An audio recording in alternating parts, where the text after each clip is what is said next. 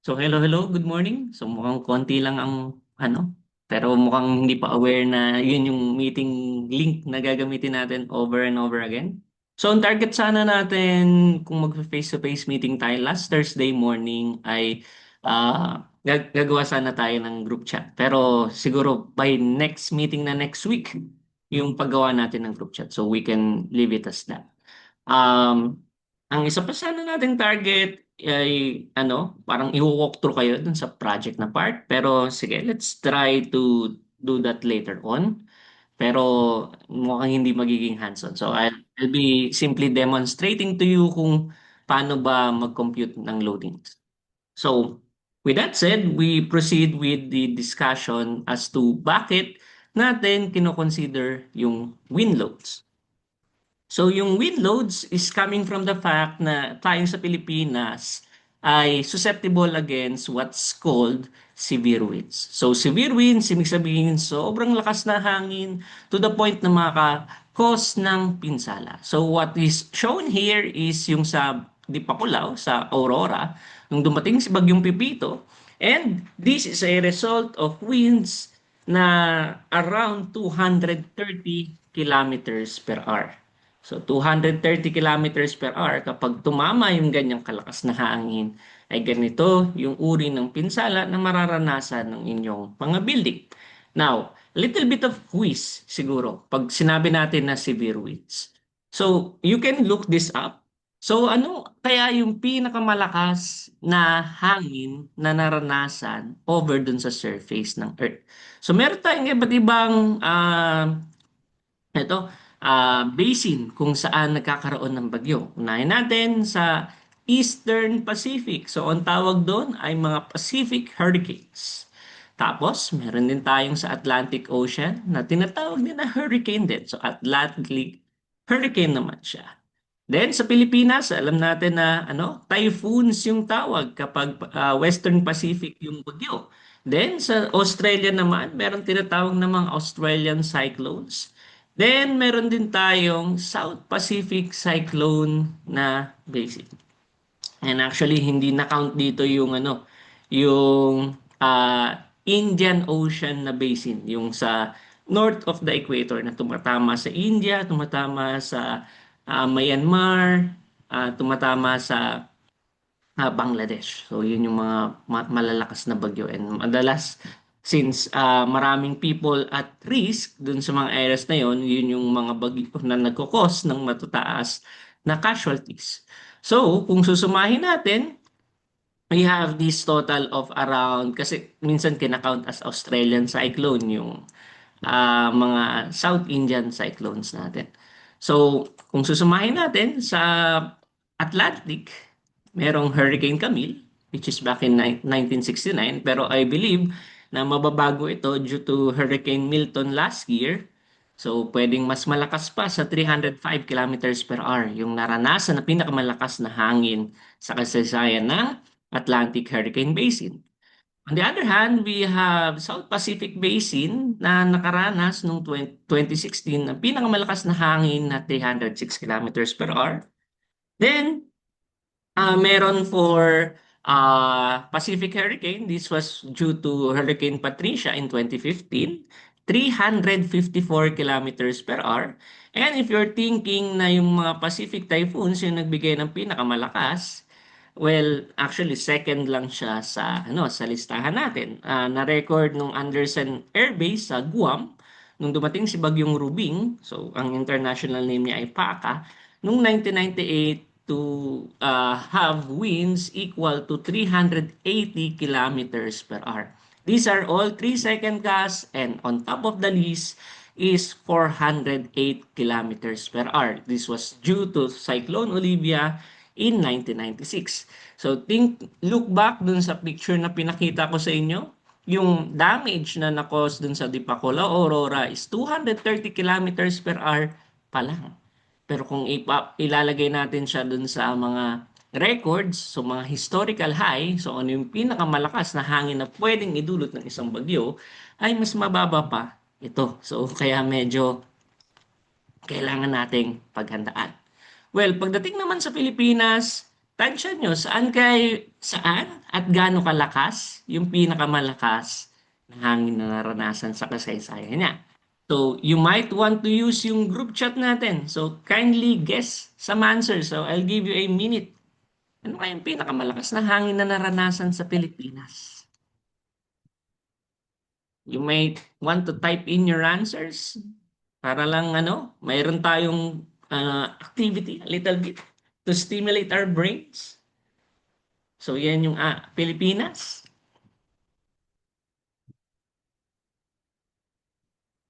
Give some guesses lang. So, 1 minute. Sana hindi ko kausap ang pader. So, Moshi Mosh, kamusta tayo dyan? Yolanda, 315. Sige, lalagyan natin ng distinction mo yun mamaya, si Yolanda. Ano pa? Ano pang guesses natin?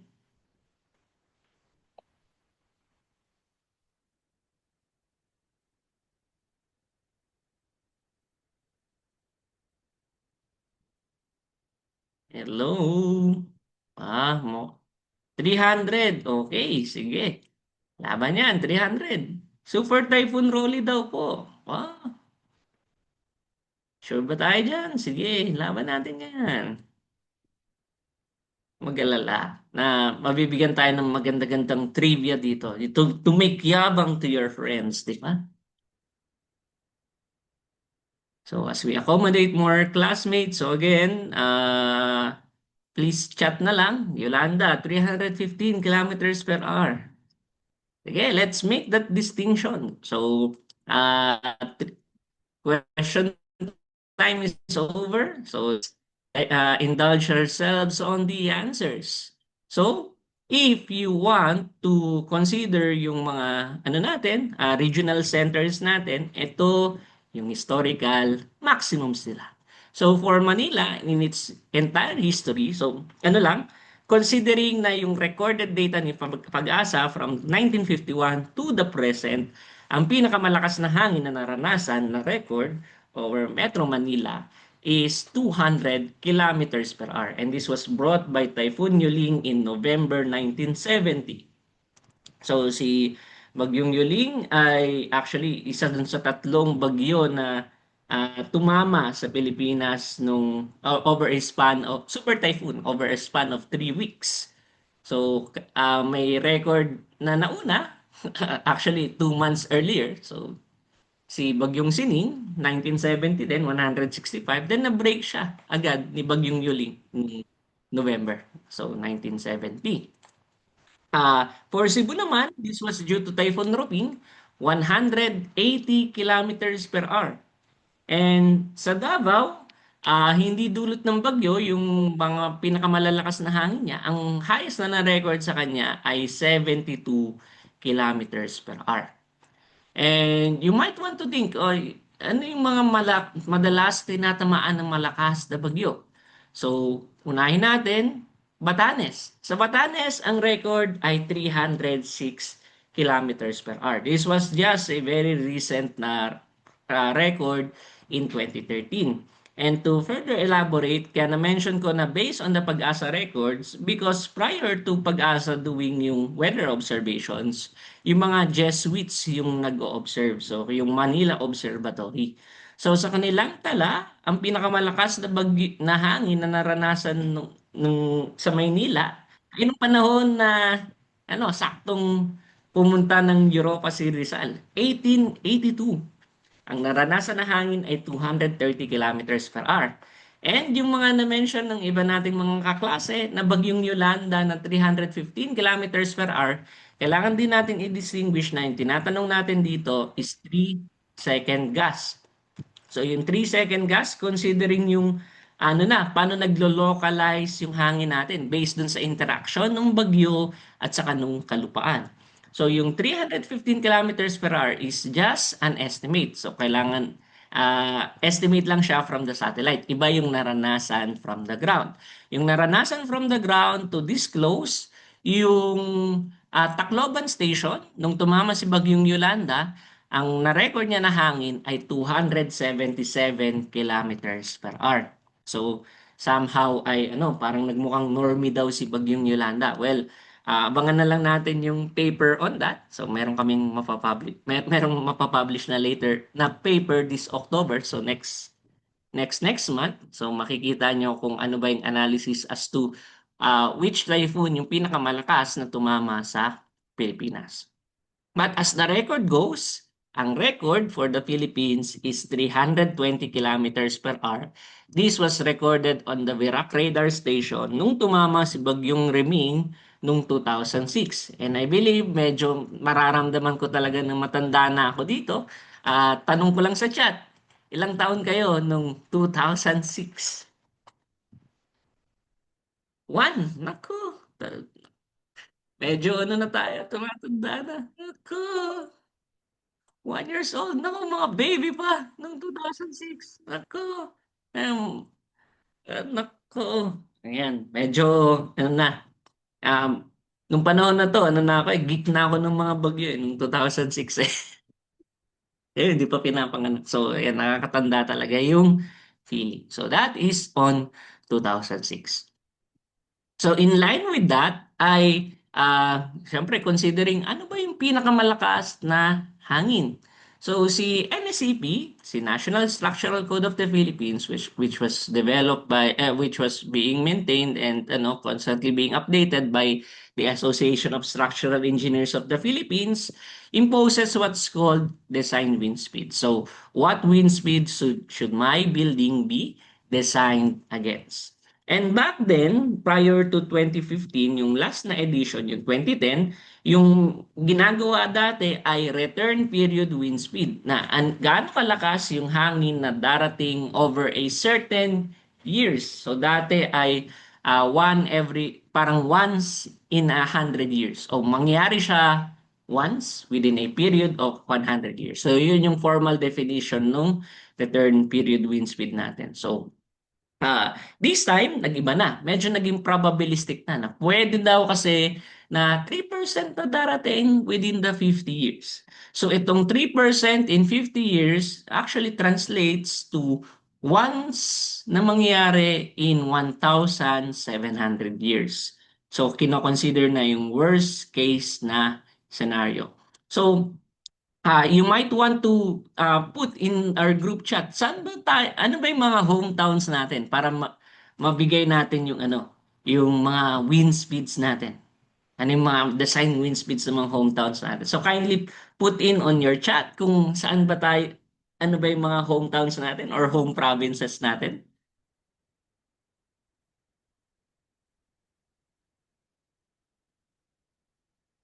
Ilocos Norte. So Ilocos Norte has around 290 to 300 kilometers per hour.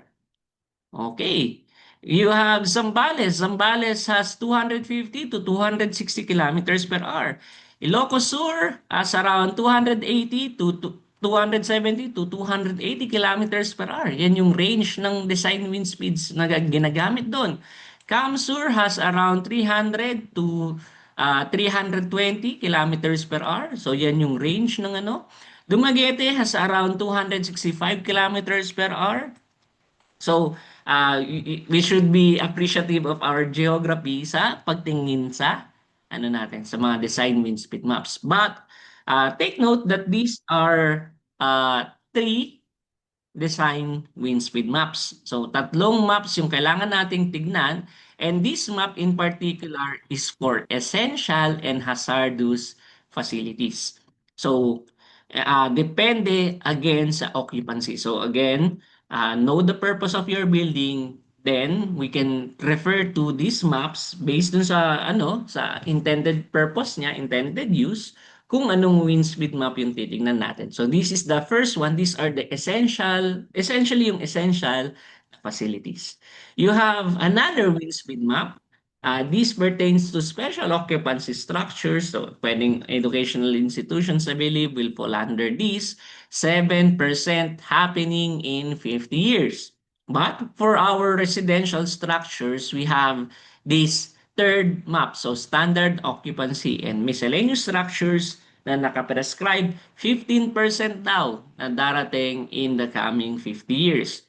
So to do a little bit of math, so ang gagawin lang natin dyan ay yung 1, kunin natin yung 1/50, this is 0.02. I-multiply natin yung 0.15. And after getting yung product na yon, siya yung ipang-divide natin sa 1, yun yung makukuha natin na katumbas na return period niya. I believe this is around 500 years if my memory serve me right. So 1 every 500 years. So kung gagawin mo siya na yung katumbas na return period wind speed. So yan, yung design wind speed natin. Oops. And under siya, actually, nung NSCP Section 207A. So doon mo siya makikita on which part siya ng tinatawag na general requirements. Yung general requirements is for you to get what's called velocity pressure. Ito yung na-mention ko na Q sub Z and Q sub H. This is the first parameter that you need to obtain for you to proceed with your design. Design wind speed. What wind speed should I be working against to ensure that my structure is still compliant to the code? So yung ano natin, section 207 natin, yung wind load provisions natin ay again nahati into 6 na subsections. Yung subsections natin, so meron tayong general requirements, tapos merong iba't ibang uri ng procedure, iba't ibang uri ng structure. So yung una is yung main wind force resisting system na procedure, yung pangalawa is yung yung components and cladding na procedure. Mahihimay naman natin to. And sa pag-estimate ng tinatawag na coefficient of pressure, which will enable you to convert velocity pressures to external pressures, ay nahati into two. Yung una ay directional procedure, pangalawa ay envelope procedure. So, directional procedure, we are identifying zones based on its location with respect to the wind. So, kung nakaharap ba siya sa hangin, kung nasa gilid ba siya, or gaano ba siya kalayo from what's called yung windward edge, or nasa leeward side ba siya, yun yung directional procedure. Yung envelope procedure naman, on the other hand, ay meron ng mga nakaspecify agad na zones in advance kung saan nagpe-prescribe ng pressures. So, simulan lang muna natin dun sa general requirements before we go to those two procedures. Yung unang kukunin is yung wind directionality factor. As mentioned, yung hindi ko na-mention sa class last time, ay yung directionality factor is actually yung effect ng shape ng building dun sa consistency ng pressures na mararanasan niya. The more rounded or the more regular yung kung wala ganong edges yung inyong building, ang nangyayari ay mas nagiging consistent yung pressure na dulot ng hangin mo. Whereas kapag meron kang rough edges, so halimbawa medyo rectangular yung ating structure, merong mga vortices yan, so yung vortices mo would cause some time history ng pressure. So pwede kasing nag-alternate na dito malakas yung hangin, then dito malakas yung hangin, and so on. So due to the shape of the building, nagkakaroon ka ng parang inconsistency dun sa pressure na nararanasan niya. So tayo will be working on what's called the main wind force resisting system, or will be using yung components and cladding procedure. So buildings lang muna tayo. Pero yung mga special provisions, so sa chimneys medyo consistent daw yung i-anticipate mo na na wind pressures kaya mas mataas yung wind directionality factor niya. For truss towers, particularly yung mga circular, mga tubular na truss towers natin will have a higher wind directionality factor. All of them are less than 1 kasi in-anticipate natin na medyo bawas ng konti yung consistency nung pag-bear down nung hangin dun sa building natin, kaya hindi siya all the time na kung ano yung nako-compute natin, yun yung mararanasan niya. Now, next is to After checking yung building, kailangan nating tignan nasaan ba yung ating building.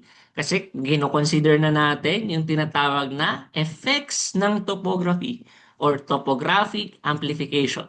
Kapag nasa tuktok ka ng escarpment or isang hill, so yung nasa mataas ka na lugar, yung hangin sa baba sasalubong dun sa hangin sa taas. And kapag nagsalubong yun, nag-a-add up yung energy niya, kaya doon sa tuktok or sa matataas na portion, sa pataas na portion ng mga burol natin, bundok, mas malalakas yung hangin na nararanasan niya, especially kapag nandun siya sa windward na side. So yung talagang kung saan ang galing yung hangin, exposed na exposed yung building natin. So it will experience stronger winds.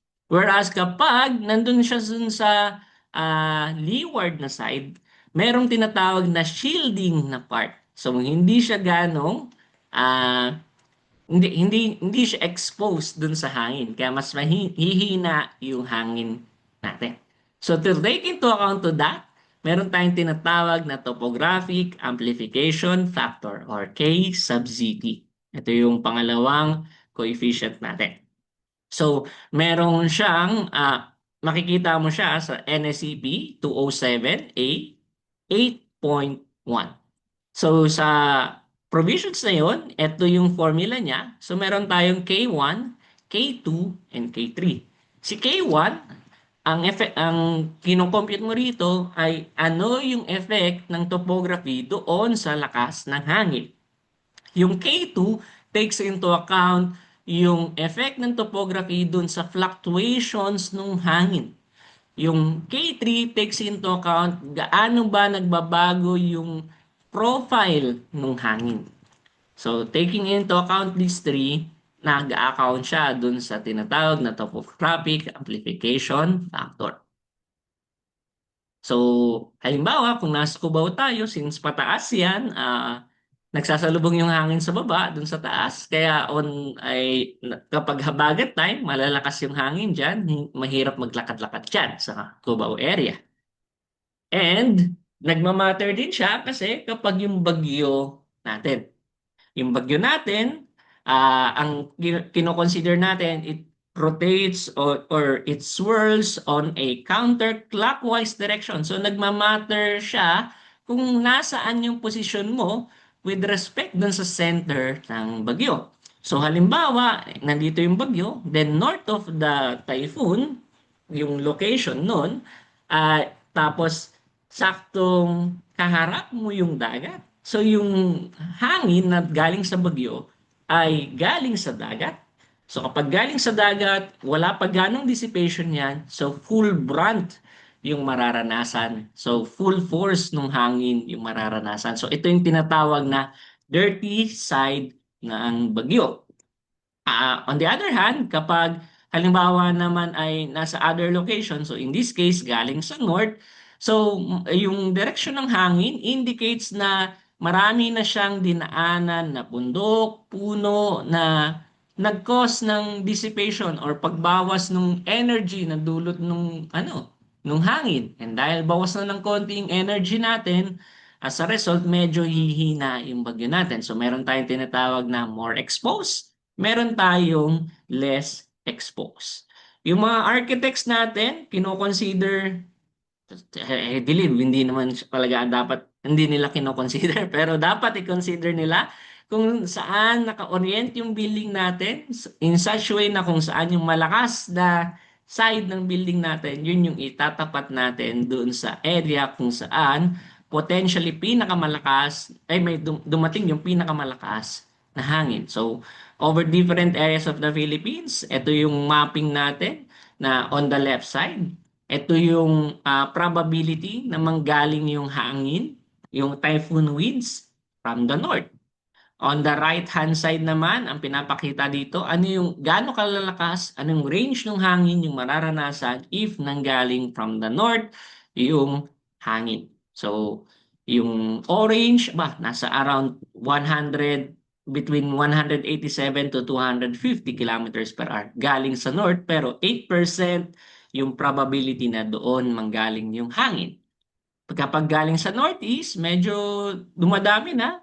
tumataas na yung probability, nagiging 12% na. From the east, dito madalas yung nag-govern, so parang galing sa Pacific Ocean, and dito na tayo nakakita ng mga around 250 kilometers per hour. So, dyan na natin nakikita yung mga mamula-mula, mga malalakas na hangin na part. So, kadalasan, rule of thumb, from the east, nanggagaling yung malakas na hangin from the east, southeast, and kapag nasa south, medyo nagdi-diminish siya ng konti, and mas mataas yung probability na manggaling sa south yung malakas na hangin kung halimbawang nasa western part ka ng Philippines. Southwest and from the west. So all in all, parang yan yung mga probability natin. So in summary, merong mga area kung saan kahit saan manggagaling yung pinakamalakas na malalakas na hangin, yung design winds mo. Over this area ay from a quadrant, ibig sabihin pwedeng manggaling lang sa northeast direction or southwest direction, parang ganon. Itong nasa gitna, general direction, so may come from any direction or general direction, galing sa east, galing sa west, tapos from a certain quadrant lang ulit ito, yung mga areas na sensitive. Parang doon lang pwedeng manggaling or kadalasan nanggagaling yung malakas na hangin natin. So, depende kung nasan yung lokasyon natin, yun yung i-account for natin. Saan nanggagaling yung malalakas na hangin? Again, ito yung rason natin doon. Yung tinatawag na exposure. So yung exposure is yung description natin kung gaano ba ka-expose yung lokasyon na tatayuan natin ng building. And yung exposure na yon will tell us gaano ba ka-intense yung hangin na dala pa rin niya and gaano katagal or gaano ka-sustained yung hangin na dala niya. So naririnig natin yung 315 kilometers per hour. Diba? Kanina, yung sa Yolanta, yun yung na record. Sa talaan kasi natin, meron tinatawag na 10-minute sustained winds. Ito yung ginagamit ni Pag-asa. 1-minute sustained winds. Ito yung ginagamit ni United States. And meron tayong peak 3-second gas. Yung peak 3-second gas, ito yung dinedesign against natin. Kapag nasa dagat, yung hangin, consistent na malakas yung hangin pero hindi siya bubugso ng ganong kalakas. So yung 185 kilometers per hour na sustained winds mo over a period of 10 minutes, pwedeng within a 3 second within those 3 minutes at 10 minutes, meron kang 205 kilometers per hour na magiging peak winds. So yan ay kapag nasa dagat. Kapag naka-encounter na siya ng tinatawag na dissipative elements, so meron ka ng vegetation, meron ka ng bundok, meron ka ng somehow a rougher surface, rougher than water. Ang mangyayari ay due to the dissipation, nagkakaroon ng malawakang fluctuation yung hangin. So yung 185 kilometers per hour mo, pwedeng within a period of 10 minutes na dumarating itong sustained winds na 185 kilometers per hour, merong 3 seconds na may darating na 252 kilometers per hour. So yun yung off-sea na condition natin. And somehow nagbabago yung profile natin. So yung 205 kilometers per hour, kung ikukunin natin yung ratio and proportion niya with respect, yung 205 kilometers per hour pa lang to, I measured from 10 meters from the surface, from the ground surface. Now, yung mararanasan natin, yung perception natin, would be that of 3 meters, 3-meter high na winds. So, you at 3 meters. So, kung 205 kilometers per hour dun sa reference na height, sa ano natin, sa common height natin, meron tayong 169 kilometers per hour na localized na winds. So, medyo hindi nagkakalayo yung at 10 meters dun sa 3 meters. On the other hand, kapag nasa off-sea tayo, 186 nararanasan natin sa local na level natin. Pero at the reference level, 252. Medyo magkalayo na itong dalawa. And especially kapag nasa inland na, so full dissipation na yung nangyari. So kung may nare-record pa rin na 185 kilometers per hour na sustained winds within 10 minutes, merong 3 seconds within those 10 minutes na merong kang 307 kilometers per hour na bugso na sobrang lakas.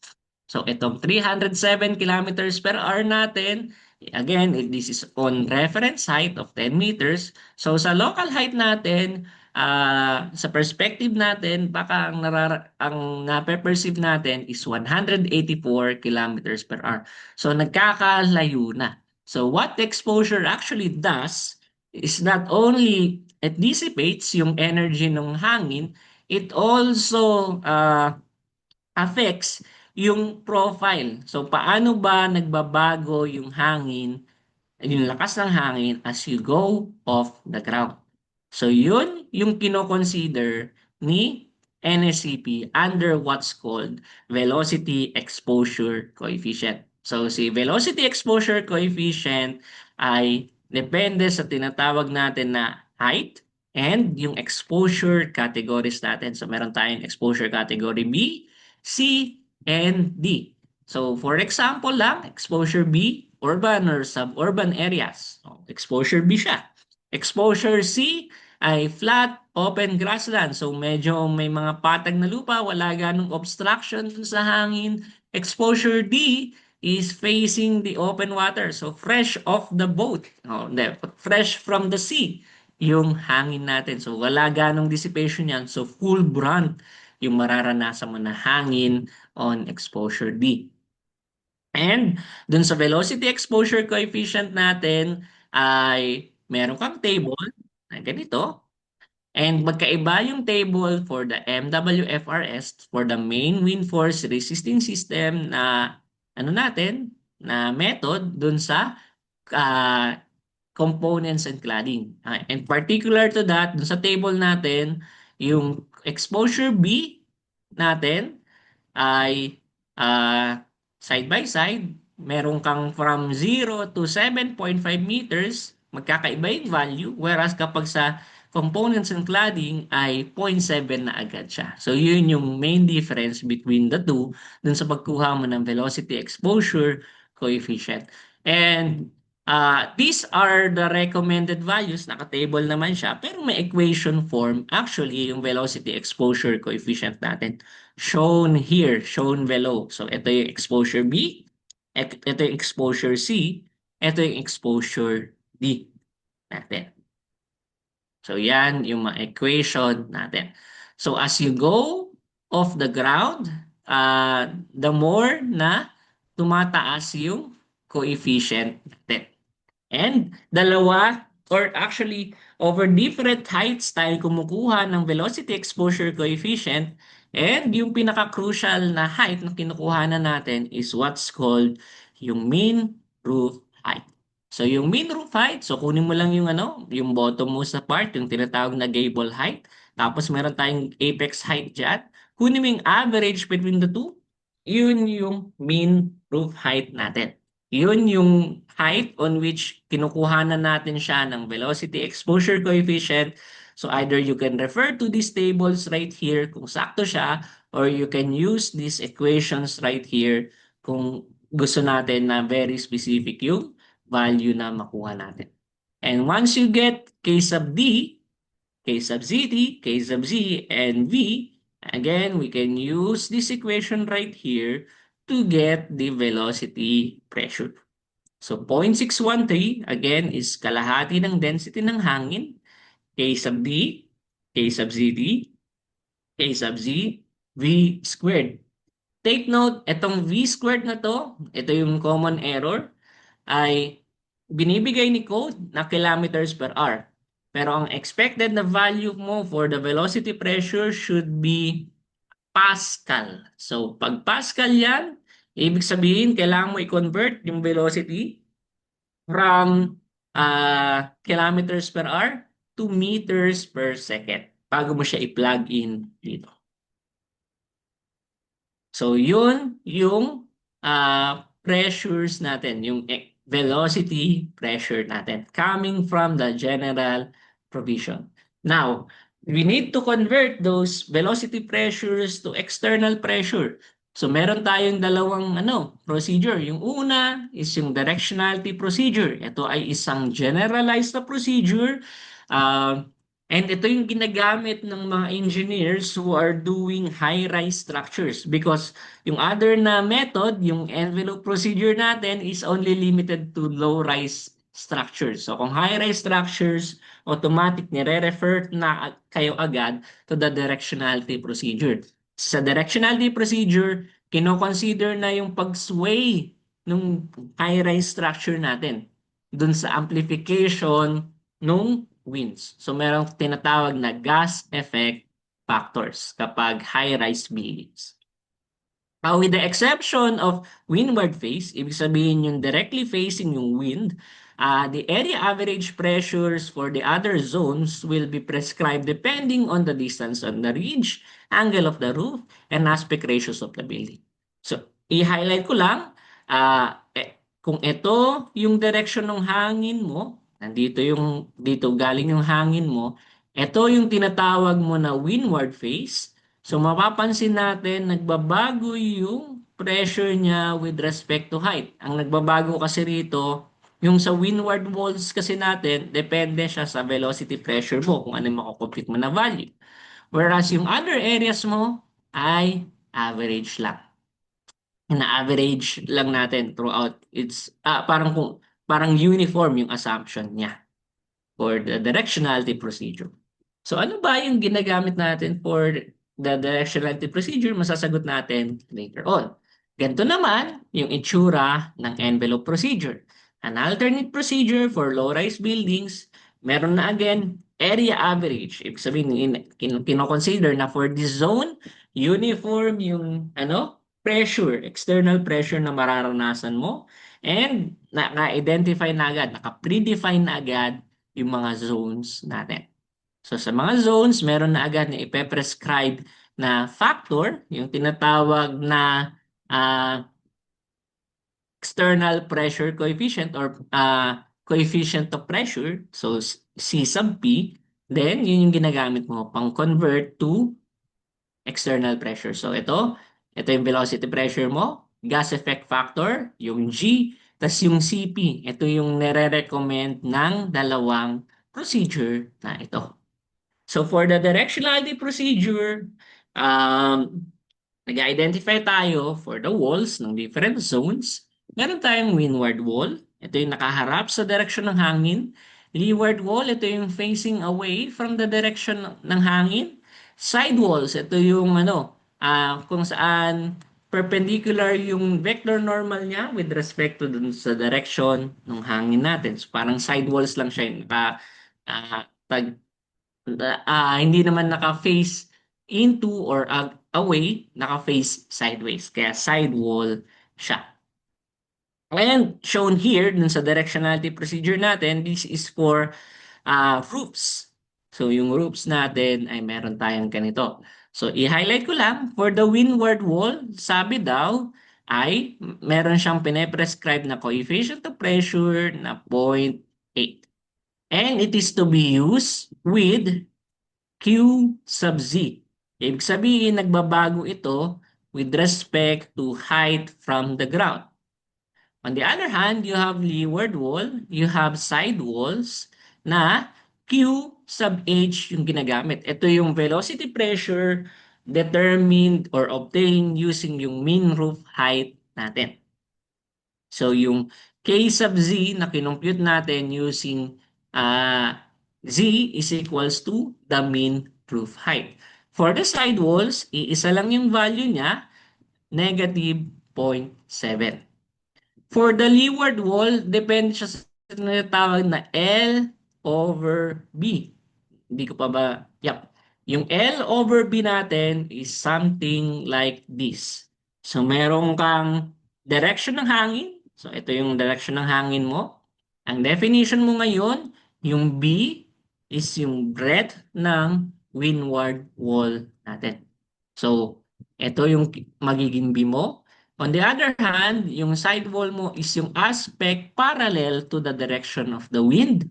So, ito yung L natin. So, meron tayong kinukuha na L over B para makuha yung leeward wall na values. You can interpolate. Pwede kang mag-interpolate. So, 0 to 1. Pag 0 to 1, negative 0.5. Pero kung between 1 to 2, kailangan mo mag-interpolate between negative 0.5 to negative 0.3. And 2 naman, sabi, ay negative 0.3. Pero kung between 2 to 4, you need to interpolate between negative 0.3 and negative 0.2, depende dun sa L over B values natin. And kung greater than 4, ay negative 0.2 na yung gagamitin natin. So yun yung nakaprescribe dito. And itong H, again, is yung ating mean roof height. Gagamitin din natin yan. Meron tayong kailangan kunin na H over L. Yung H over L na yun is to be used in obtaining what's called yung roof pressure coefficient. So meron kang different values ng H sub L. And let me just point out yung typo, just in case na magkalituhan tayo, this is not 10, itong part na to. Rather, this is 1.0. 1.0 siya. Okay? So the matrix goes na ang una mong titingnan is identifying whether yung roof mo is windward or leeward. Okay, yan yung unang step natin.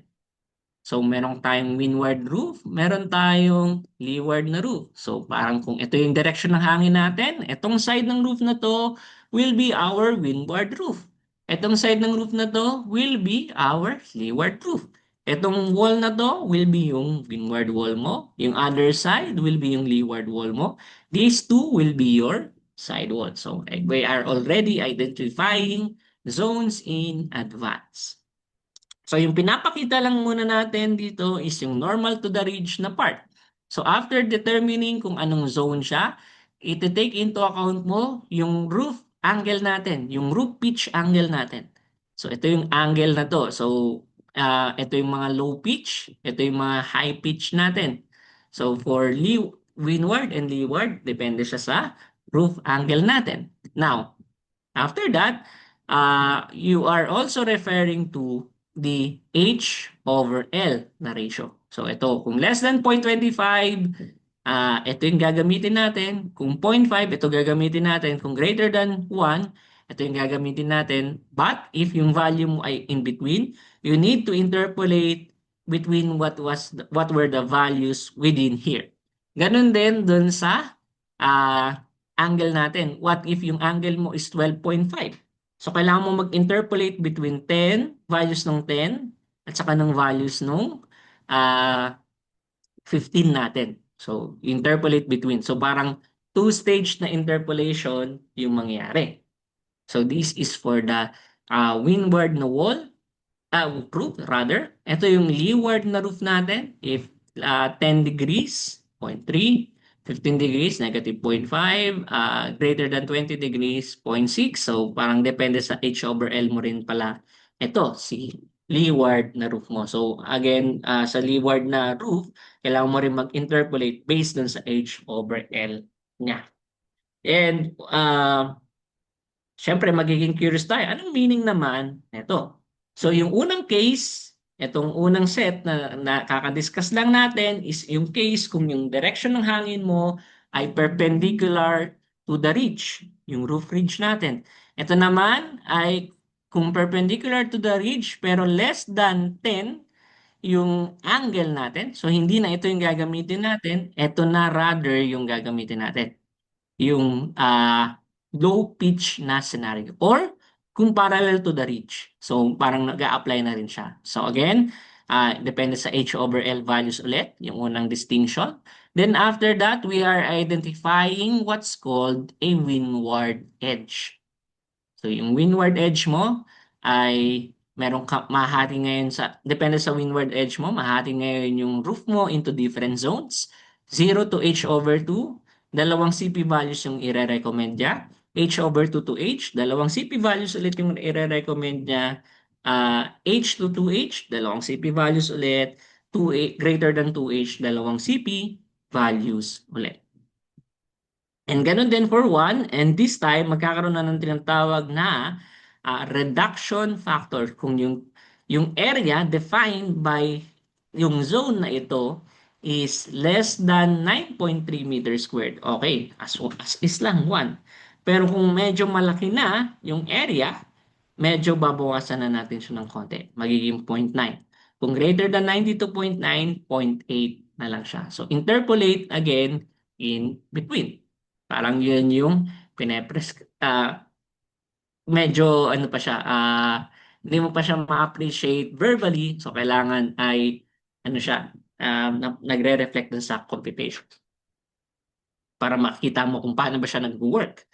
So you have yung normal to the ridge, this one right here, and you also have parallel to the ridge. So ito yung windward edge natin, and nahati siya ngayon into 4 zones. So 0 to h over 2, h over 2 to h to 2h, and greater than 2h. So merong kanya-kanyang CP values. And yung area na tinutukoy rito is yung total area nitong zone na ito. Kunin mo yung total area ng zone na yan para ma-qualify mo. Is it greater than or less than 92.3 meters squared? That's how you'll be getting yung reduction factor if in case na nag-fall siya dun sa H over L na values na greater than 1. Now, sa gas effect factor, meron kasing CP na pine-prescribe, merong pang G na hiwalay. Yung gas effect factor, it takes into account yung effects ng building displacements and the fluctuating wind.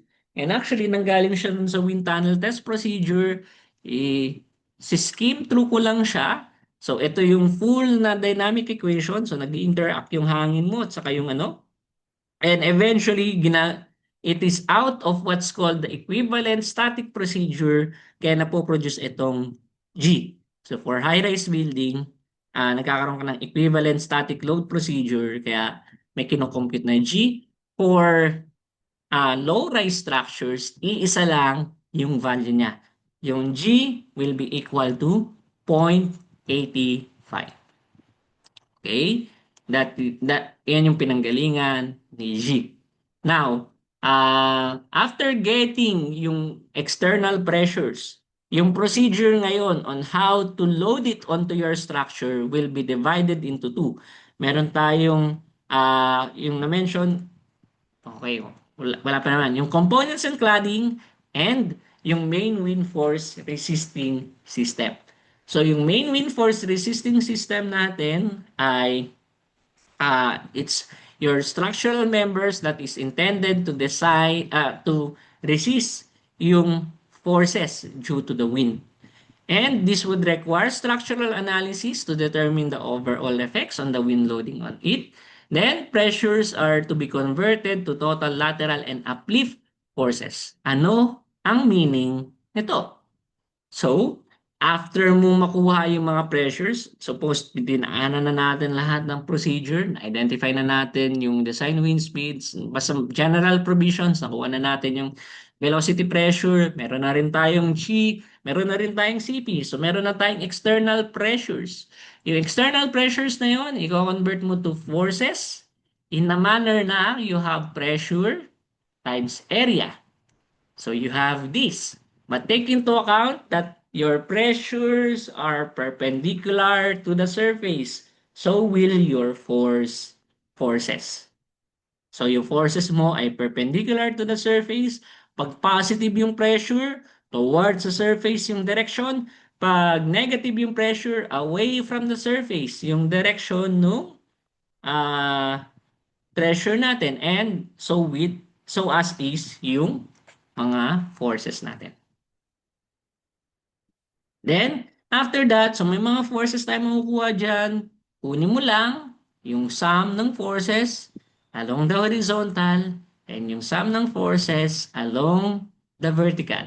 Yung sum of forces along the horizontal natin will be yung, mali ito, F sub Z ito.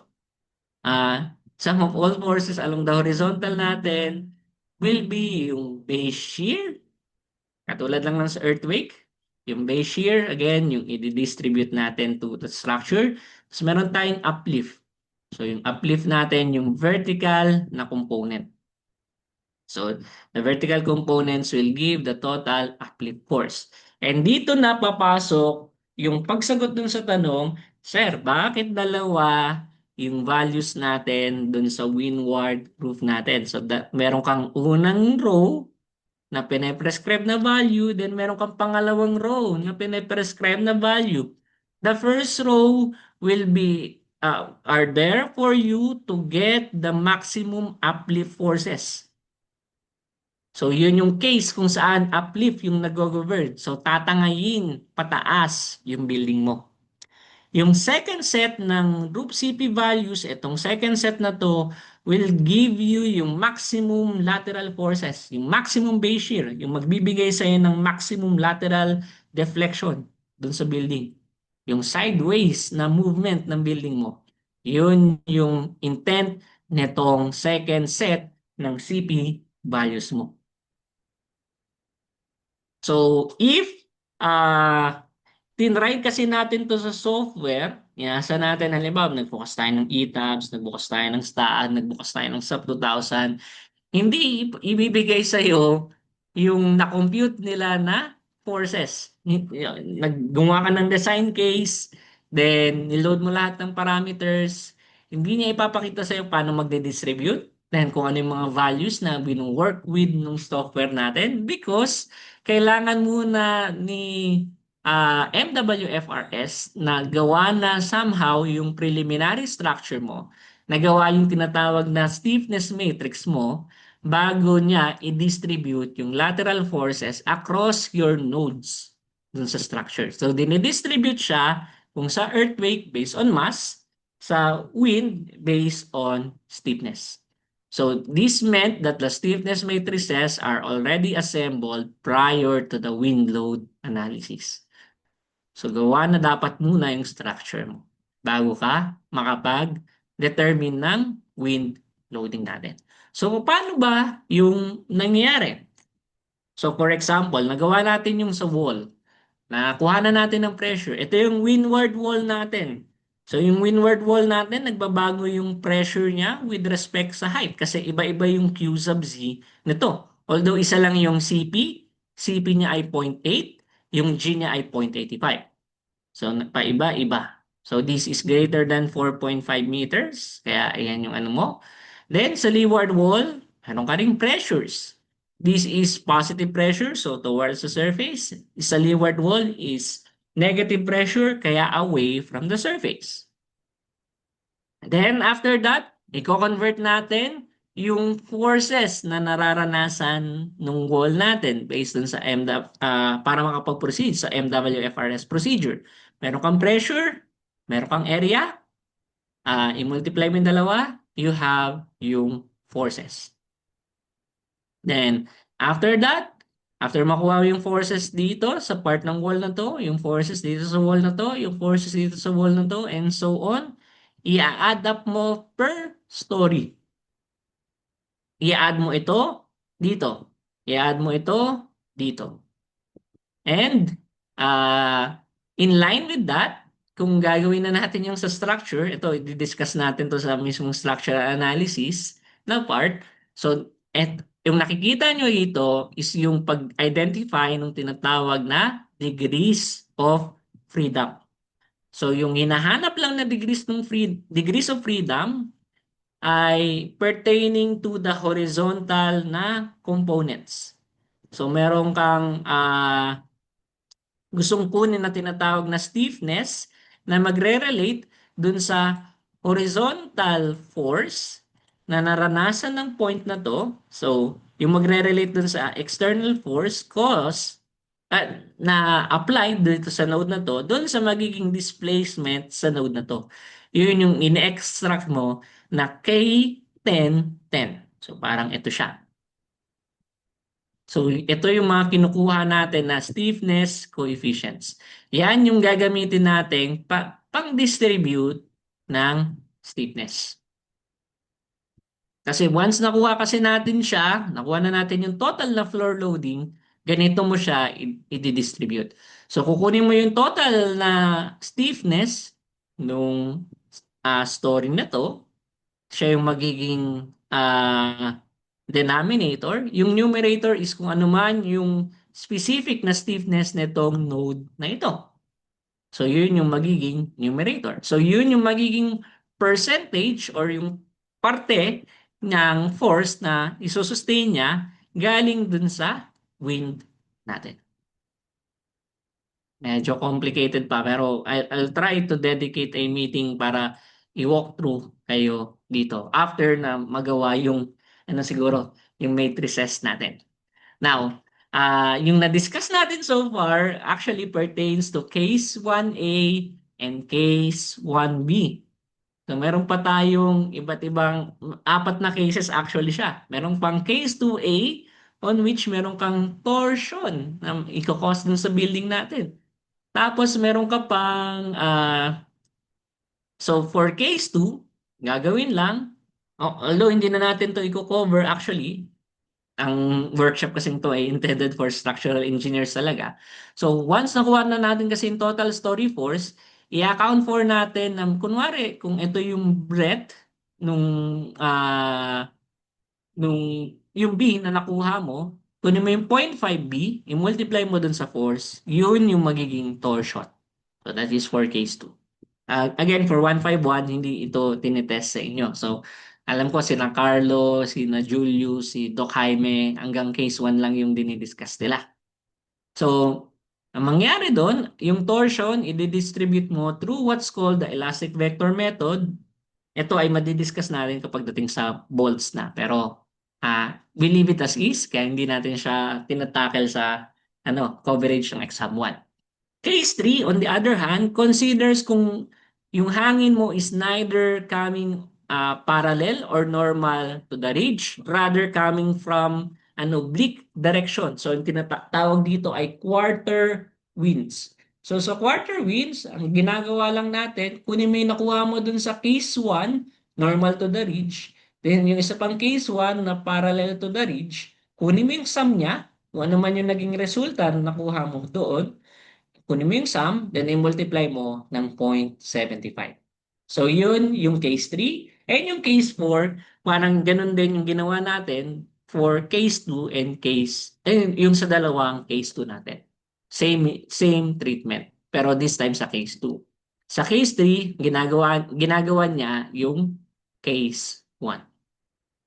So, yun yung MWFRS procedure natin. Kunin yung external or net pressures, converts external pressure to total base shear, distributes the story load across nodes by stiffness, or dinidistribute yung design torque using the elastic vector method, ine-evaluate yung peak displacements and the interstory drift ratios. Ito ay after ng structural analysis na.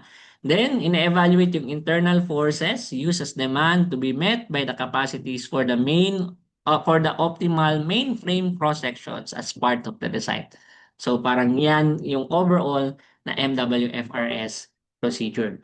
Now, dito sa part na to, ang pinapakita lang ay hindi naman yung main frame yung susceptible sa failure kapag may dumating na hangin. So, meron tayong roof trusses, meron tayong purlins, meron tayong roof cover, meron tayong windows. These are not part of your main frame. Rather, this falls under what's called the components and cladding procedure. And discussing components and cladding procedure, we segue muna into discussing yung tinatawag na internal pressure.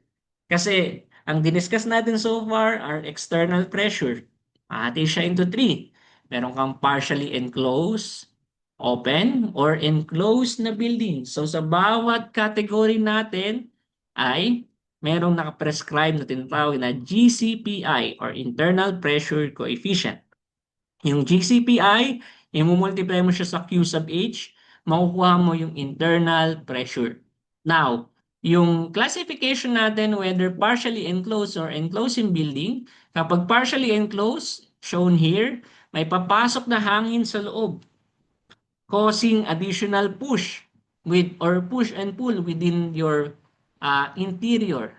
Kaya mas mataas yung GCPI niya kumpara kung enclosed siya. Now, ang tanong, bakit meron pa ring pressure kung enclosed siya? So, say na sarado, ito, wala itong part na to. So wala namang pumapasok na hangin. Bakit may internal pressure pa rin?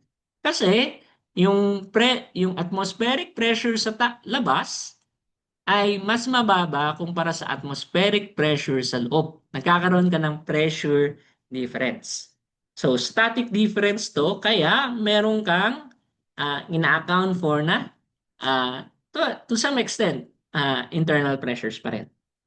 Kapag open, ibig sabihin pareho nag-equalize yung hangin sa loob, yung pressure ng hangin sa loob sa hangin sa labas, kaya zero yung internal pressure coefficient natin. So yung components and cladding procedure, sa project nyo, ma-appreciate nyo siya dun sa solar panels, sa windows natin, yung glass facade natin. So ito yung mga components ng yung on which yung failure, madedetermine na agad natin kapag nakuha mo yung pressure. So, yung wind loads doesn't affect the main forces on the structure. The analysis can be isolated on the component only. The load transfer for gravity loads can be applied when determining how pressures will be transmitted across building components. Anong meaning nito?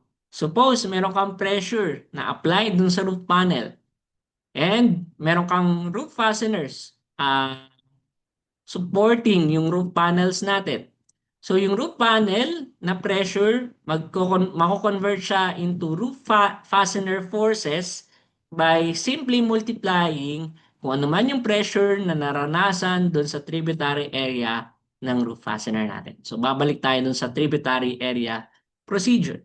So ang kaibahan between the two, so yung nakita nyo dun sa table ng velocity exposure coefficient, yung 0.57, tapos biglang 0.7 na dun sa isa, yung key difference between MWFRS and the directionality procedure is yung peak pressure are already loaded into the components. Diretso na agad, na pressure na agad yung kino-consider mo. Hindi mo na siya kino-convert to forces. And meron kang iba't ibang mga components. Meron kang roof fasteners, roof panel, purlins, ceilings, and so on. So yung load transfer mo will look something like this, na from pressures, convert mo into loadings. Eventually, loadings tong process natin. And this is a very complicated na procedure. You won't see as many structural engineers na gumagawa ng ganito. Actually, hindi sila ganong gumagawa ng components and cladding method. So again, one-way loading, two-way loading, again, yung ina-atake natin dito. Pero, yun yung ating wind design. Wind load estimation pa lang siya. Information overload, I believe, yung naging ano natin, naging topic natin for today. Pero, pwede nyo naman siyang balikan. May recording naman ito. So, if in case na I lost you somewhere along the way, you can retrace naman yung steps, no? Pero kung nasundan naman natin and meron nagbabagong mga tanong, you can forward this dun sa chat. So, meron pa tayong questions so far?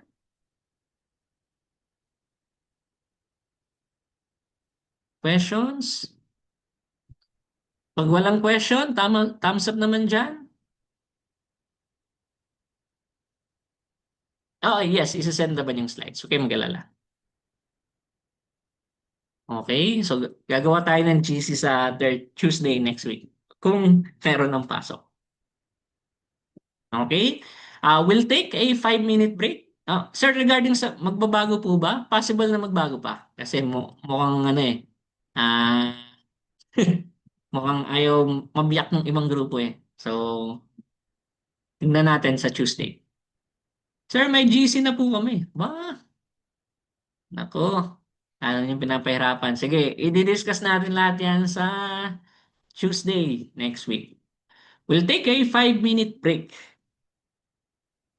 muna. Okay? Kaya muna tayo konti. Alam ko masyadong maraming information pa so far. So sa mga naka-attend, so bibigay ko ngayon sa Zoom yung link, ay yung yung file mismo. nung pinresent ko.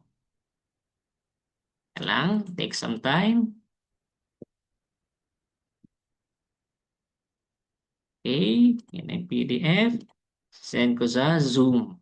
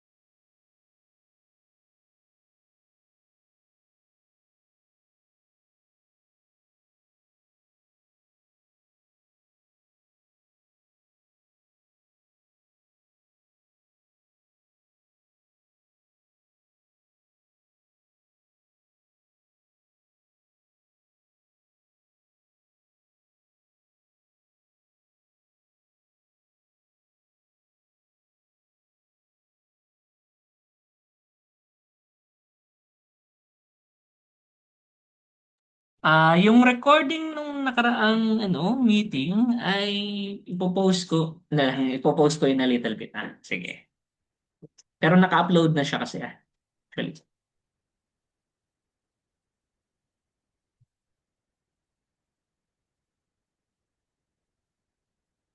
Lilipat lang tayo sa tablet.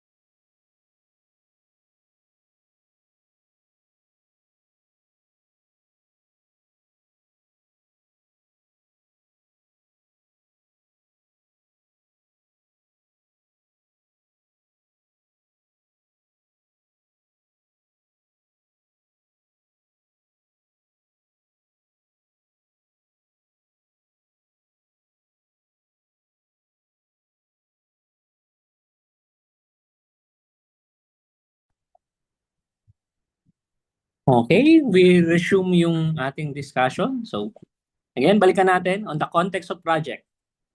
So, on the context of project. Balikan natin tong building. Medyo sablay kasi yung formulas ng ating pag naka-Google Drive.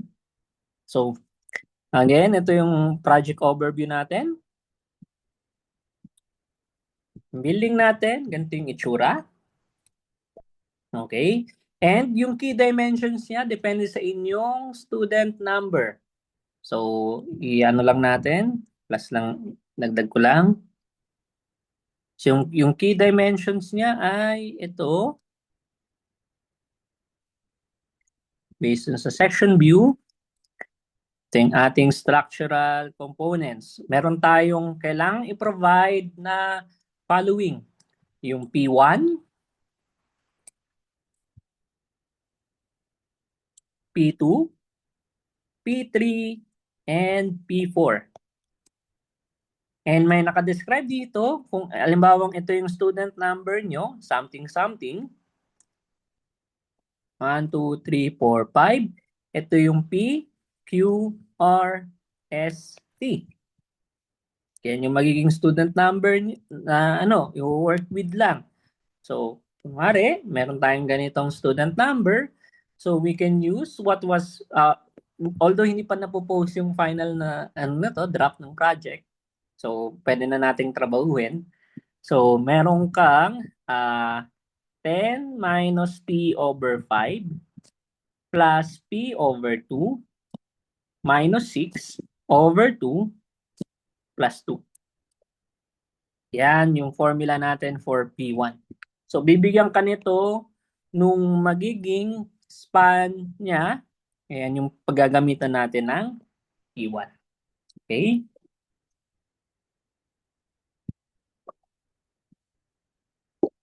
Yun din kasi yung magiging height ng walls nyo later on. So, P2, meron kang formula na equal to, ayusin lang natin, 7 minus T over 4 plus Q over 2 minus 6 over 8 plus 4. Then, yung P3 natin ay P2 minus 0.1, 1 plus R. Then, yung P4 natin, P3 minus 0.2, 1 plus S.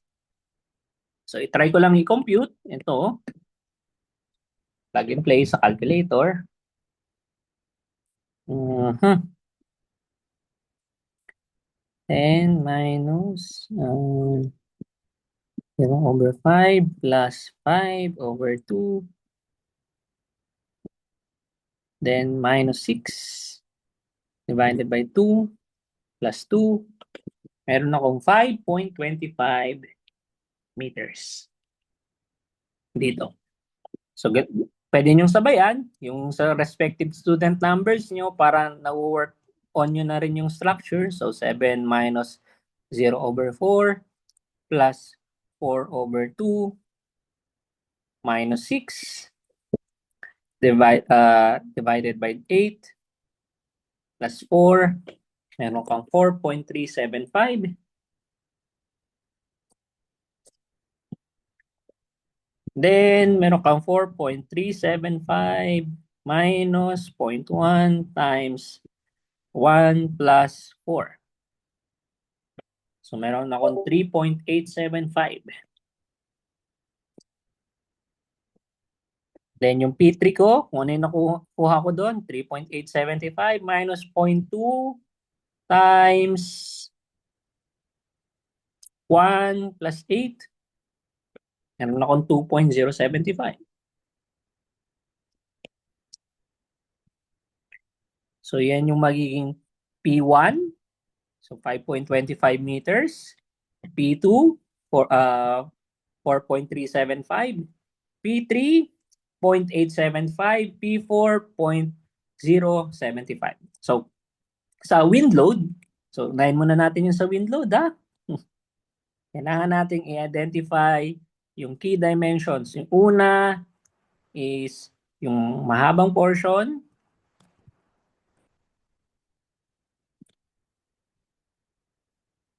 So gawin ko muna isang bloke muna to. Bloke yung building. Yan.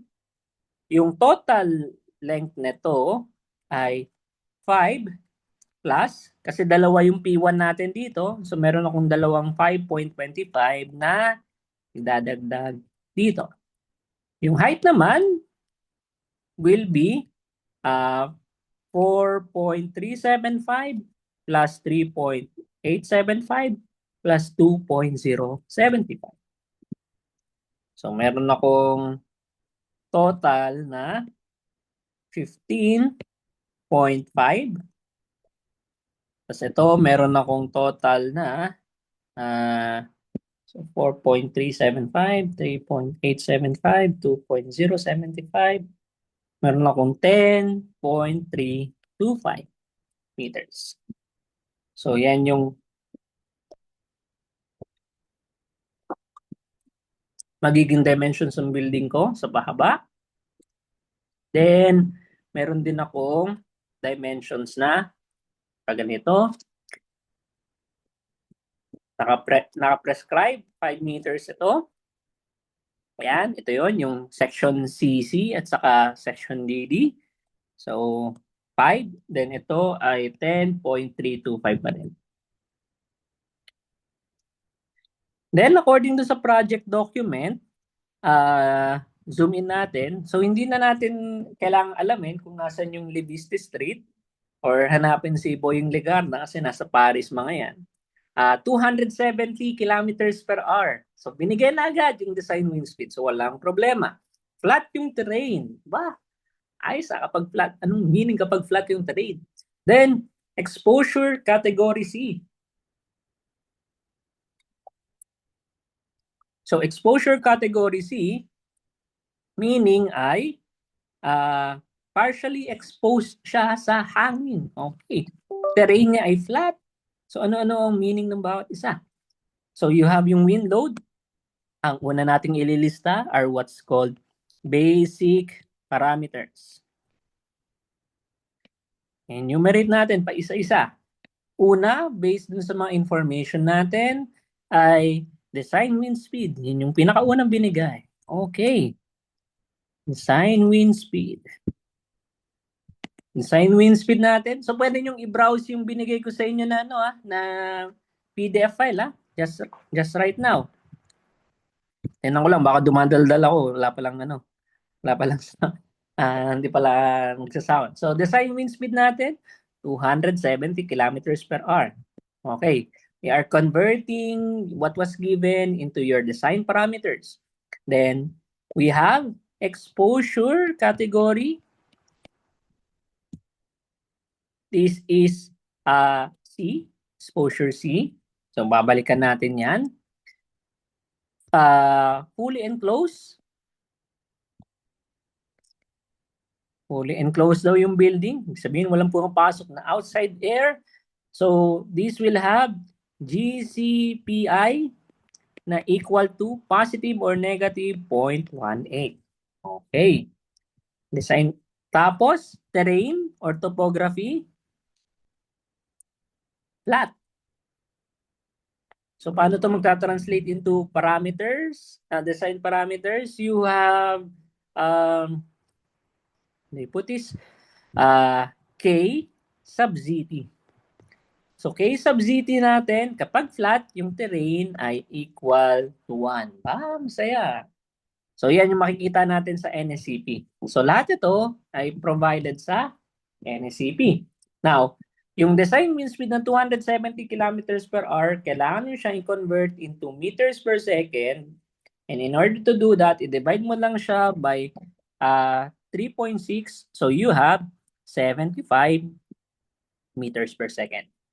And what we'll be using na procedure is MWFRS and components and cladding. So MWFRS, ito ay sa main frame natin. Yung components and cladding natin dun sa glass facade. At saka sa solar panels. So yung sa main frame natin, meron tayong MWFRS na value na K sub Z, K sub C, K sub D na equal to 0.85. So, you can refer to what I have given you para makita nyo kung ano yung mga values na tinutukoy ko dyan. So, yan yung mga basic parameters natin so far. I-enumerate na natin pa isa-isa. Now, exposure C. What do we mean by exposure C? So, sa exposure C, that only indicates that we'll be using this particular equation for exposure category C, or you can use yung table. Hindi ko alam kung ano yung slide number. Nakalimutan ko na. So, yung velocity exposure coefficient, yung K sub Z natin dito.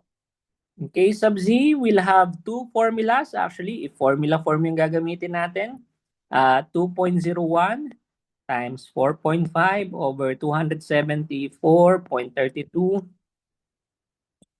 over 9.5 if Z ay less than 4.5 meters. Then, gamitin man natin 2.01, kung ano man yung value ng Z, 274.32, 2 over 9.5 if Z is greater than 4.5 meters. So yan yung K sub Z na gagamitin natin on this. Now, paano ba siya may employ itong K sub Z na ito? So we might as well want to lay down our frame. So yung lay down different heights. Lay down different heights. So yung una, markahan lang natin ground surface. Ito yung ground surface natin. Okay. And yung building natin, kahit di muna natin i-drawing yung building, you have yung first floor, given yung height niya to be equal to P2. So meron tayong 4.375 meters. Okay, there's that. Meron tayo niyan. Then, after that, meron kang 3.875. So, 4.375 times 3 plus 3.875.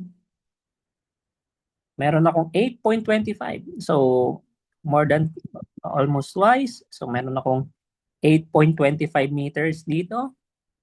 And lastly, meron akong 10.325. What you'll realize is yung pinapakita actually na profile. So yung idealized na profile, ang gusto ni NSCP sana na profile is something like this. Uniform till 4.5 meters. 4.5 meters, uniform yung velocity pressure natin. Uniform yung velocity pressure natin. Then as you go up, susundan niya itong exponential equation na to. Kasi yun yung, or rather, pinapakita ko rito yung magiging effect ni K sub Z. Magiging ganito yung profile natin. So how do we then idealize this? So to idealize this, what we can do, we have a variety of options. Yung una is you use yung K sub Z at those respective heights. So K sub Z, K sub Z, K sub Z. So i-plug in ko lang 2.01 times whatever is in this. So meron akong 4.5. So makukuha ko dito. Sige, sulat ko muna. 4.5 over 274.32 raised to 2 divided by 9.5. So meron akong 0.84 or 0.8406. 846. Ganyan. Yan yung K sub Z at Z is equals to 4.375. Then after that, itry ko na gamitin naman this time on my calculations. Yung 8.25. 8.25 K sub z ko ay 0.961. Tapos, itry ko ngayon, once again, sa 10.325. Ito ay 1.008. So, yan yung mga K sub z na makukuha ko out of this. Now, ano yung ipe-prescribe ko na profile? Kasi what I would want down the line is not something like this. I want to at least have a manageable na illustration ng mga loadings.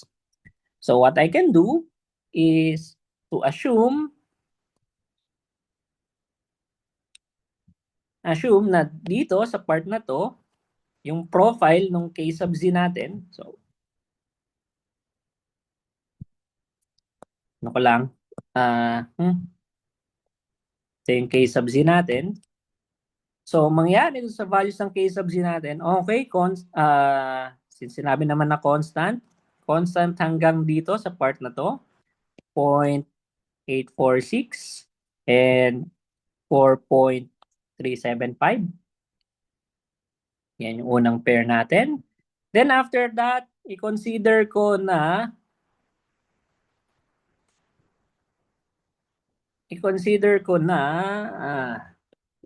ano ba? I-consider ko yung average between the two. Kukunin ko yung average between the two. So meron akong 846, tapos meron akong 961. So meron akong 0.9035. So i-assume ko na by step, biglang pagdating dito ay mag-iiba ng konti yung K sub z ko.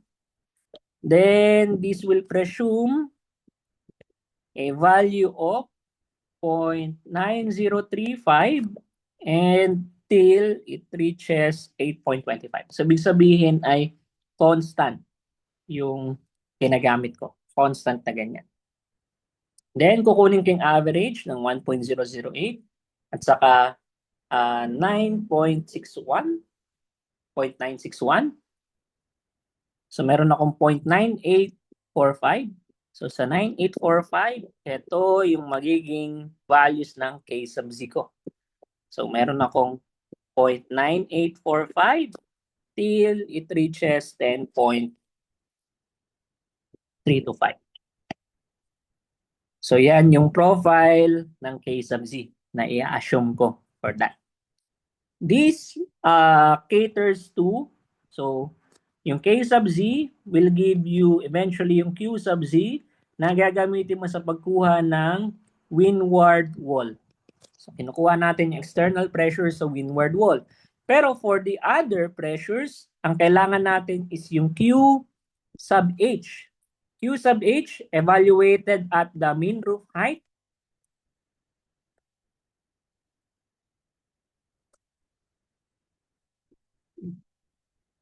Meaning, kailangan nating balikan yung building natin. Yung roof natin ay ito. Ito yung roof natin. Ito yung roof natin. Okay, yan na yung roof deck natin. Essentially, yung gable height, kung hanggang saan yung mataas na portion ng wall. Tapos yung apex height, pareho lang din. So, pag in-average mo yung dalawa, technically, itong 10.325 is yung mean roof height na natin. So, masaya talaga kapag flat yung building natin. So, 10.325 meters. So, ang kakailanganin natin is yung K sub H, which is basically yung K sub Z at the mean roof height, which is 1.008. So you have three values, or rather 1, 2, 3, 4 values. So yung mga values na yon, meron kang 0.846. That's the first value. The second value is 0.9035. Second value. Yung third value is 0.9845.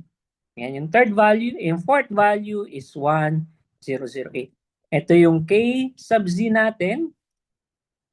And we can use yung formula natin for Q, 0.613 K sub B, K sub ZT, K sub Z, V squared.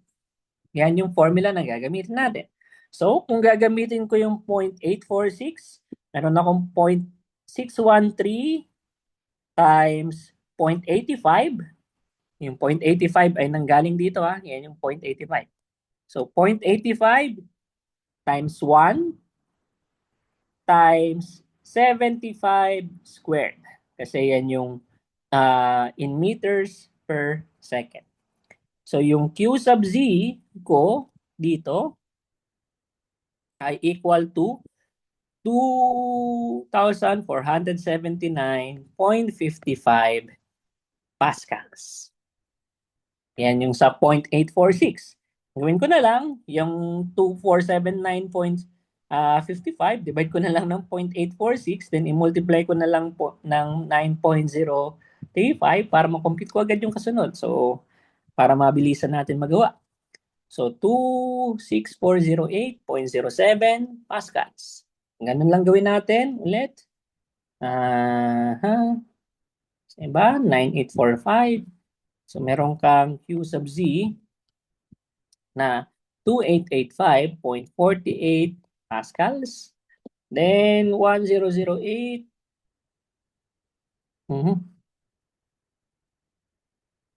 Answer.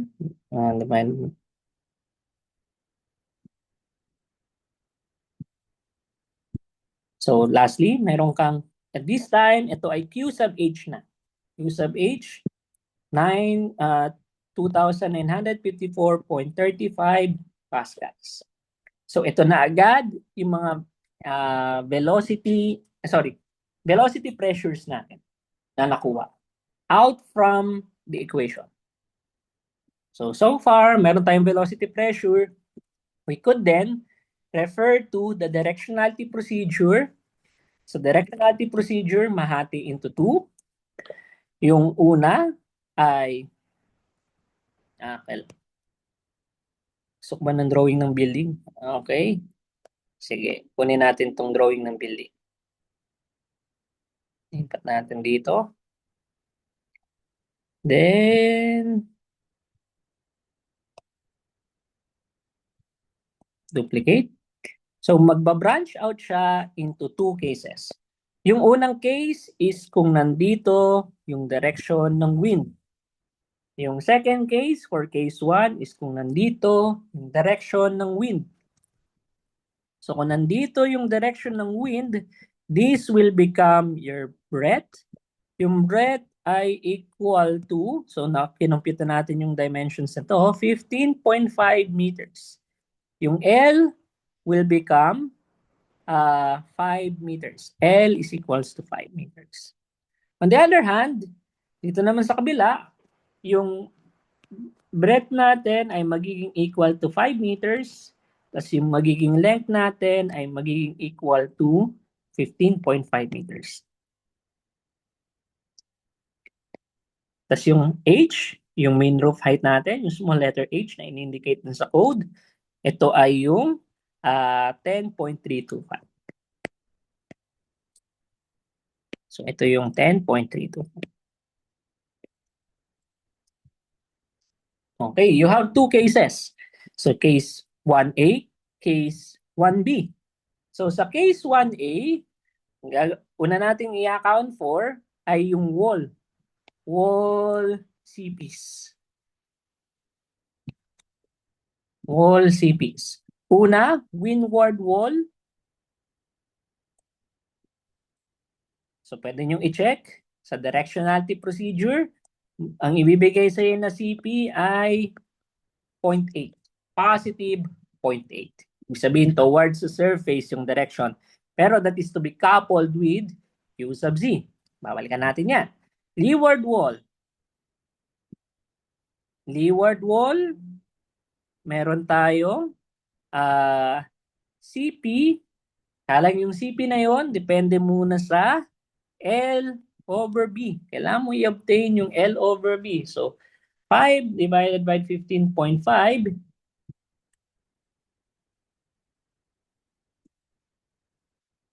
So, kailangan nating mag-obtain ng L over B. So, meron tayong 5 divided by 15.5.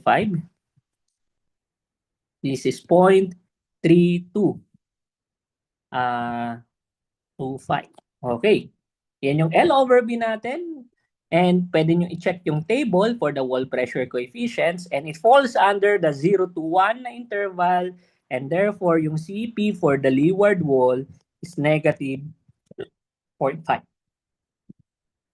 Side walls, no matter what aspect ratio, sabi, CP is negative 0.7. Pero hindi naman natin kadalasan ginagamit yung side walls sa pag-evaluate ng pressures. Except kapag components and cladding. Kapag components and cladding, ginagamit natin,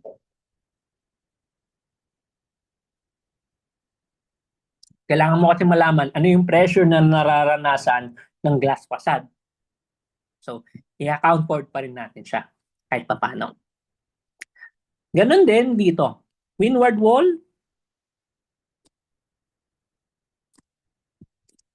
CP ay equal to 0.8. Okay. Tapos leeward wall, CP natin ay, teka, kailangan natin kunin yung L over B. And yung L ay 15.5 divided by 5. This is around, naku, mag-i-interpolate na naman tayo. So this is 3.1.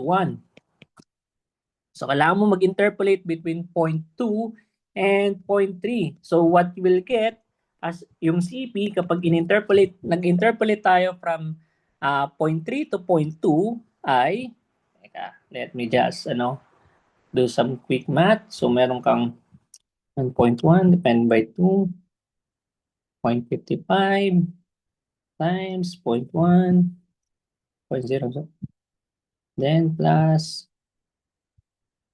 minus 0.3. So meron tayong negative 245 na CP for the leeward wall. For the side wall, meron kang CP na equal to negative 0.7. Okay ah. Tapos sa roof pressure coefficients naman, so roof CPs naman, ang saya na naman. 0 yung theta natin. So ibig sabihin, ang gagamitin natin is yung bottom na table. So yung procedure will be, first is to get yung H over L. So merong magkaibang H over L dito.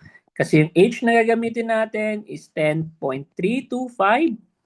Divide natin sa L, which is 5. Dito naman, meron kang 10.325. Divide natin sa L, which is 15.5. So you have two different values. So ito ay 2.065. Then yung pangalawa ay meron kang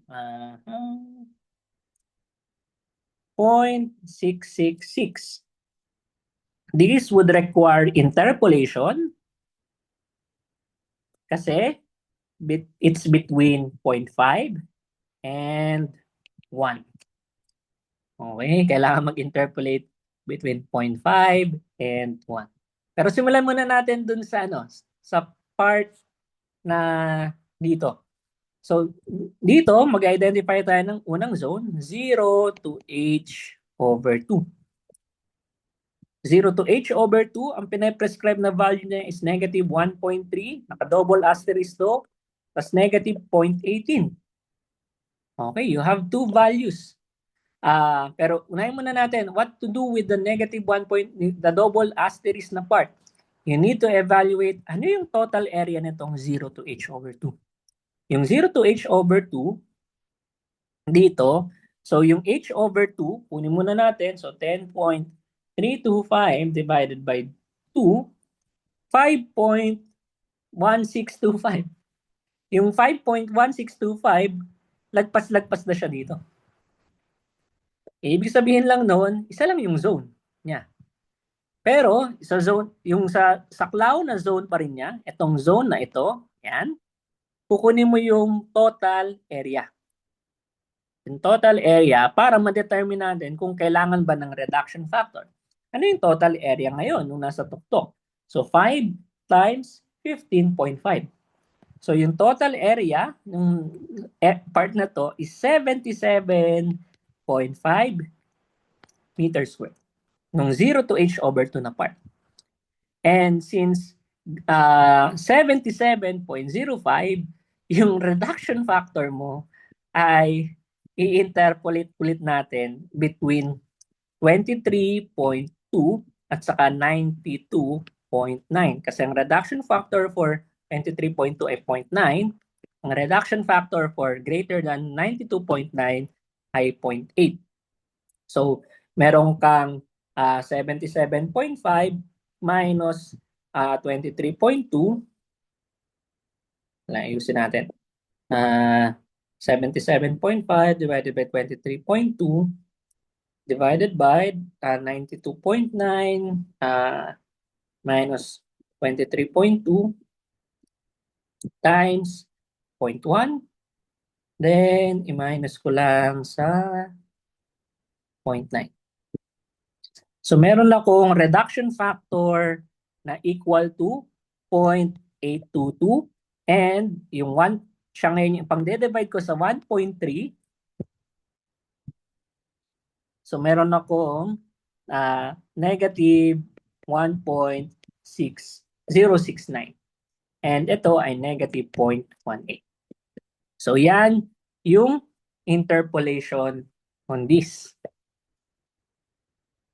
So, isa lang yung zone. So, isa lang yung pressure niyan. So, balikan natin yan mamaya. I hope na before matap. So, kailangan natin bilisan. So, hataw-hataw lang. Interpolate between 0.5 and 1. So, yung interpolation natin ay, mahati into 2 zones.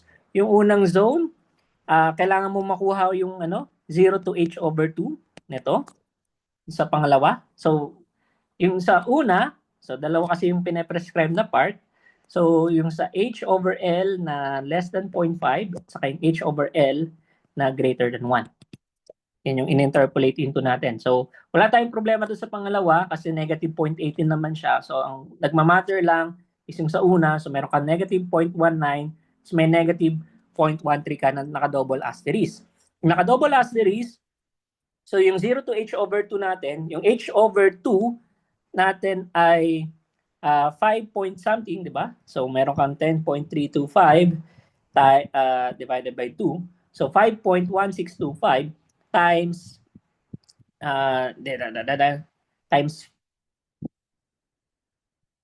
times 5. So, yung kinukuha natin na 0 to h over 2 ngayon is itong part na ito. Ito yung 0 to h over 2. Ito yung sobra-sobra. Dito pala dapat. So, yan yung 0 to h over 2 natin. So, ito yung 5.1625 na part. Ito yung 5 na part. So, yung area niya, therefore, ay 25.8125. So, it falls between, kailangan mo na naman ng reduction factor. So, makukuha natin pag in-interpolate natin yan is roughly around 1.26, 1.27. So, meron kang negative 1.27. So, cross out na natin to. So, ito ay nag-transform na to negative 1.27. And mag-interpolate ka based sa 0.66. So, meron kang negative 0.9.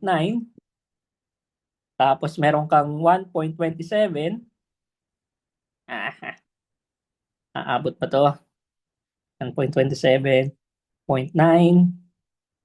Then,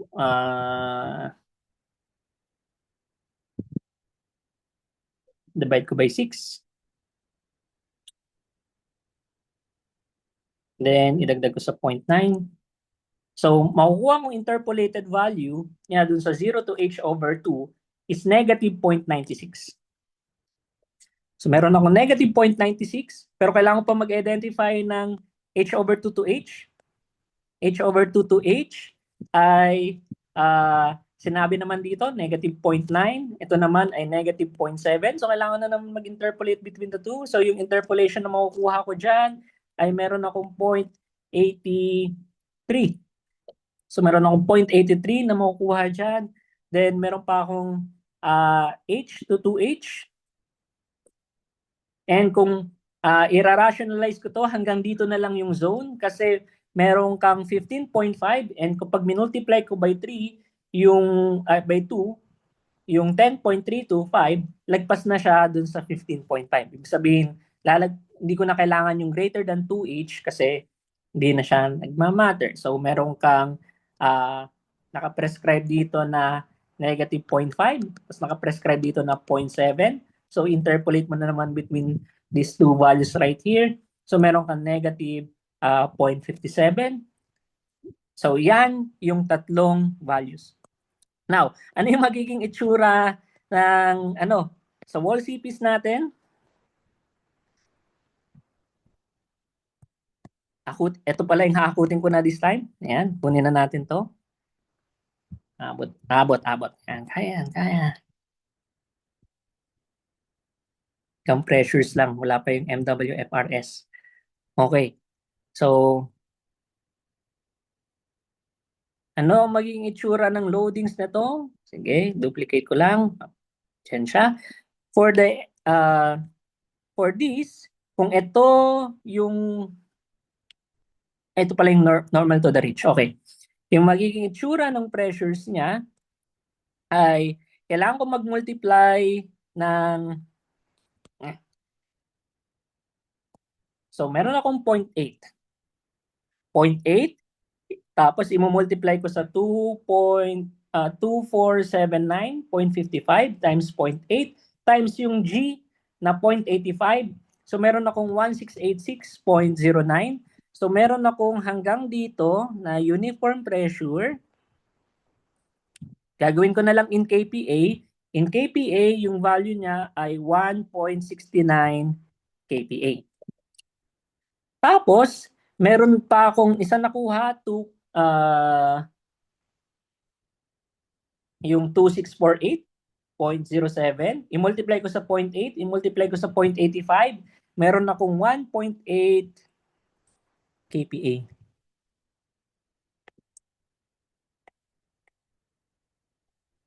Then lastly, yung sa pinakataas, so 2285.48 times 0.8 times 0.85, meron akong 1.96.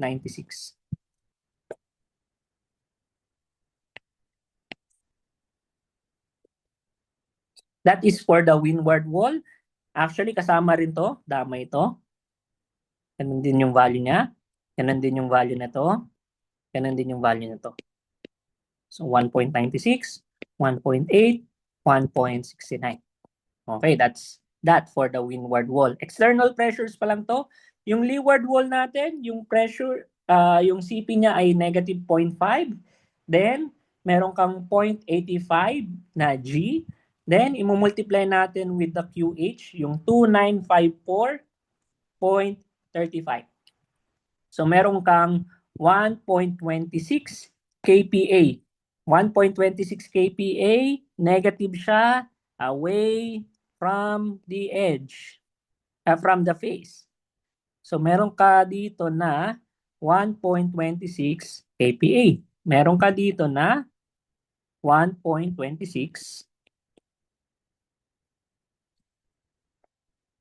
kPa.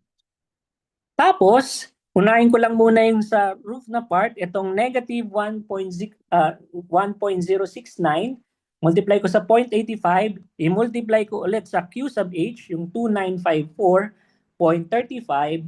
So you have 2.68 kPa. Yung itsura niya is meron kang, isa lang yung zone kasi na meron, so meron kang 2.68 kPa. 2.68 kPa. And dito rin actually, meron kang nakikita mo yung pressure na yon. So 2.68 kPa. Then lastly, yung sa side walls na 0.7 points, nasa na yan? Yung 0.7, negative 0.7, i-multiply ko ulit sa GC sa G, 0.85. Multiply ko sa QH na 2954.35. So meron akong 1.76. So yung 1.76 ko, away from the surface, ganito yung itsura niya. So ito yung 1.76.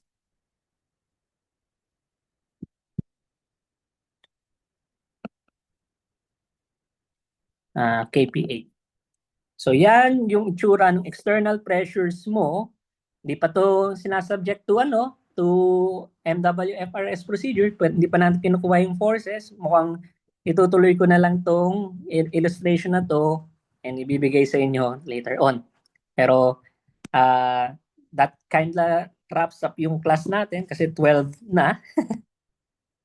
So, and may tanong pala, sir, saan po ulit nanggaling yung 9.845? Yung 9.845 ay nanggaling over dun sa, di pa nagsa-stop share, no? Naka-sharing pa rin. Okay. Nanggaling siya dun sa part na in-average ko yung 1008 at saka yung 961. So, ito yung 9845. Para masabi ko na gumagawa na tayo ng kunwari uniform yung K sub Z for the third floor. Oo, yung third floor natin. So, uniform yung K sub Z dito sa part na to. Okay, medyo hindi tayo inabot ng time. So, thank you all for attending. So, I'll try to furnish these notes na ibibigay ko sa inyo once na nag-convene tayo sa Tuesday. Sana face-to-face na, no? So, stay safe and tulog na tayo sa kung wala pang next class, no? Okay, thank you all. See you soon. Thank you, sir.